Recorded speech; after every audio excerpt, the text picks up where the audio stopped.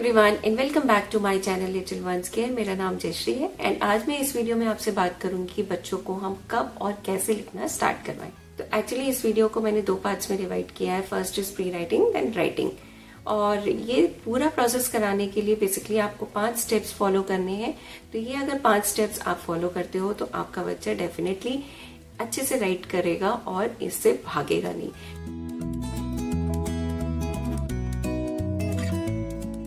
मैं अपने आगे आने वाले वीडियो में आपके साथ reusable worksheet for tracing activity जो आप टॉडलर्स के लिए यूज कर सकते हो वो शेयर करूंगी। So be tuned to my channel, don't forget to subscribe my channel and press the bell icon to, ताकि आपको आगे आने वाले वीडियोस के अपडेट्स मिलते रहे। एक्चुअली होता क्या है, जब हम बच्चों को स्टार्टिंग में ही बुक्स इंट्रोड्यूस करते हैं या हम बच्चों के सामने बड़ी बड़ी वर्कशीट्स लेके आ जाते हैं तो उस टाइम पे बच्चों के ऊपर बहुत ज़्यादा मेंटल प्रेशर क्रिएट हो जाता है। इस वजह से बच्चे बुक से भागना शुरू कर देते हैं, वो बुक्स के पास ही नहीं आते, वो किसी भी राइटिंग एक्टिविटी में इन्वॉल्व ही नहीं होते। तो इसलिए बेटर है आप ये 5 स्टेप्स फॉलो करिए। तो the first step is when to start.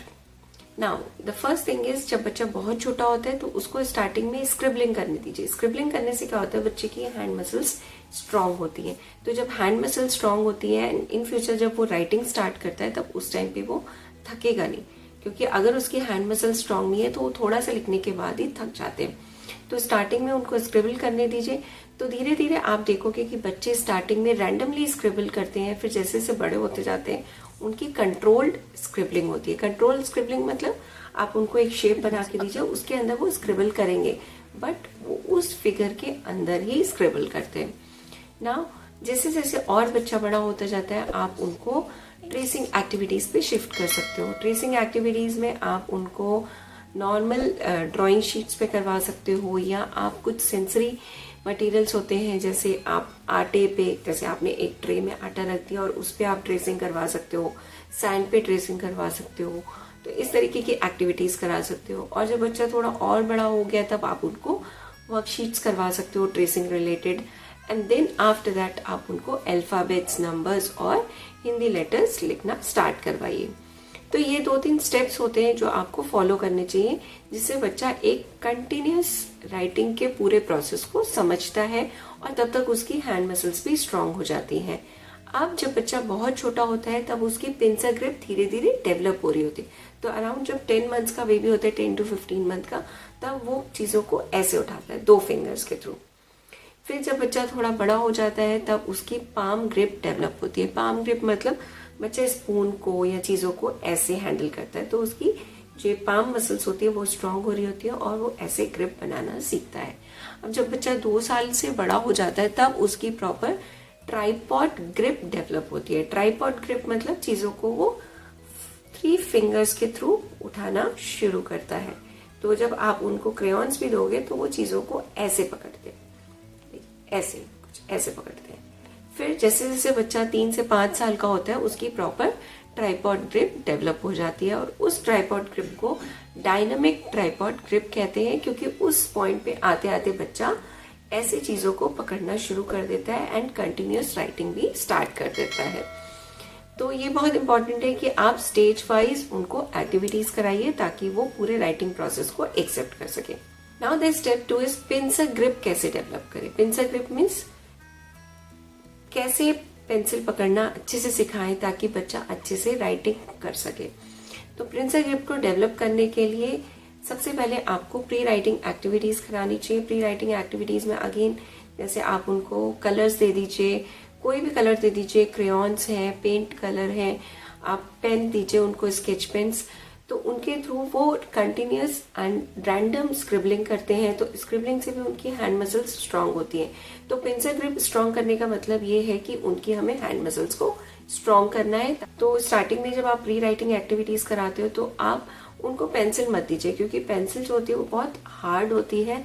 तो बच्चे जब उससे लिखना शुरू करते हैं तो उनकी फिंगर मसल्स जो होती है वो पेन करने लगती है। तो स्टार्टिंग में आप उनको सेंसरी एक्टिविटीज करा सकते हो, जैसे आप उनको सैंड पे ट्रेसिंग करा सकते हो, सैंड दे सकते हो रैंडम, वो उस पे स्क्रिबल करेंगे, या आप उनके मोटे स्केच पेन दे सकते हो। इस टाइप के क्रेयॉन्स आते हैं, थिक क्रेयॉन्स आते हैं, वो आप यूज करिए। Paint brush and prewriting का एक स्पेशल मैंने वीडियो बनाया हुआ है, वो भी आप मेरे चैनल पे विजिट करके देख सकते हो। तो आप ऊपर आई बटन को क्लिक करोगे तो आपको प्री राइटिंग स्किल का वीडियो मिल जाएगा। Now the next step is बच्चों को लेटर्स पहचानना सिखाइए। तो फर्स्ट ऑफ ऑल बच्चों का लेटर्स को आइडेंटिफाई करना बहुत ज़रूरी है, क्योंकि अगर बच्चों को ये नहीं पता कि ए होता क्या है तो वो लिखना क्या स्टार्ट करेंगे। तो first of all they should know what is the figure of A. तो देयर आर 4 स्टेजेस, ओके। तो सबसे पहले हमें बच्चों को बोल के, बुक्स बोल के या लेटर्स को बोल बोल के बच्चों को सुनाना चाहिए। तो जब बच्चे लेटर्स सुनते हैं तब वो उसके बाद में उसको रीड आउट करना शुरू करते हैं। तो स्टार्टिंग में आप उनको चार्ट्स इंट्रोड्यूस कर सकते हो, चार्ट्स के थ्रू आप उनको लर्न करवा सकते हो, या बहुत सारे अल्फ़ाबेट्स, नंबर्स के बहुत सारी पजल्स आती हैं, बहुत सारी चीज़ें आती हैं जिनके थ्रू आप बच्चों को numbers, alphabets and Hindi alphabets ये सारे आप लर्न करवा सकते हो, उनको रिकॉग्नाइज करवा सकते हो। तो एक बार अगर बच्चे के माइंड में वो इमेज फिक्स हो जाती है तो उसके बाद उनका लिखने का जो प्रोसेस होता है वो इजी हो जाता है। Step 4 is start with the pattern writing. अब पैटर्न राइटिंग में जैसे standing line, sleeping line, slanting line and curves line आती है। तो स्टार्टिंग में जब बच्चा अब 2.5 साल का हो चुका है, 3 साल का हो चुका है, जब उसकी पेंसिल ग्रिप थोड़ी थोड़ी स्ट्रांग हो जाती है, तब उस टाइम पे आप उनको ट्रेसिंग एक्टिविटीज शुरू करवा सकते हो, पैटर्न राइटिंग शुरू करवा सकते हो। तो उसमें आप उनको डिफरेंट वर्कशीट्स दीजिए, उन वर्कशीट्स के ऊपर उनको करवाइए। एंड वर्कशीट्स को भी आप रीयूजेबल वर्कशीट्स बनाइए, जिसको आप एक पॉलिथीन कवर के अंदर रख सकते हो, प्रोटेक्टर के अंदर रखिए, ताकि बच्चा सेम वर्कशीट को जब बार बार करता है तब उसको ज़्यादा समझ में आता है। तो उसमें आप उनको standing line, sleeping line, slanting line and curve line बनाना सिखाइए। तो स्टार्टिंग में आप स्लीपिंग लाइन से शुरू करिए, स्लीपिंग लाइन की उनको 1-2 वर्कशीट्स करवाइए, फिर आप उनको स्टैंडिंग लाइन की वर्कशीट्स कराइए, फिर स्लैंटिंग लाइन की, and then curve line introduce करिए। तो ये स्टेप्स होते हैं, अगर आप ये स्टेप्स फॉलो करते हो ना तो बच्चे बहुत अच्छे से लिखना शुरू। आप बेसिकली उनको कलर्स दीजिए, पेंसिल्स मत दीजिए, क्योंकि पेंसिल उतनी इंटरेस्टिंग नहीं होती है, क्योंकि सिर्फ एक ही कलर का आउटपुट आता है, ग्रे कलर का। बट अगर आप उनको कलरफुल क्रेयॉन्स देते हो या स्केच पेन्स देते हो तो बच्चे ज़्यादा इंटरेस्ट के साथ उस एक्टिविटी को करते हैं। अब जब आप बच्चों को पैटर्न ट्रेसिंग भी करवा रहे हो तब उस टाइम पे आप बच्चों को ज़्यादा फोर्स मत करिए। अगर बच्चे का इंटरेस्ट सिर्फ 10 मिनट्स के लिए है तो आप उसको 10 मिनट्स ही करने दीजिए। आप उनको कभी भी ज़्यादा फोर्स मत करिए, क्योंकि जब भी हम बच्चों को फोर्स करते हैं ना, बच्चे उस एक्टिविटी से भागने लगते हैं। तो अगर बच्चा एक बार में 10 मिनट भी बैठ गया, that is sufficient for them. अगर बच्चा ज़्यादा देर खुद से बैठना चाहता है then it's okay for them. The last step is, जब आप बच्चों को लेटर्स या अल्फ़ाबेट्स और नंबर्स इंट्रोड्यूस कर रहे हो राइटिंग में, तब आप बच्चों को पूरे के पूरे लेटर्स को 4 पार्ट्स या 3 पार्ट्स में डिवाइड करिए। जैसे कुछ अल्फ़ाबेट्स होते हैं जिनमें सिर्फ हम स्टैंडिंग लाइन और स्लीपिंग लाइन यूज़ करते हैं, तो उसको आप कैटेगराइज कर लीजिए। तो वो आप सबसे पहले बनवाइए, फिर आप नेक्स्ट उसको स्लैंटिंग लाइन से बनने वाले लेटर्स सिखाइए, फिर आप उनको कर्व से बनने वाले लेटर्स सिखाइए। इससे बच्चों के लिए जो राइटिंग स्टेप्स होते हैं ना वो बहुत ईजी हो जाते हैं।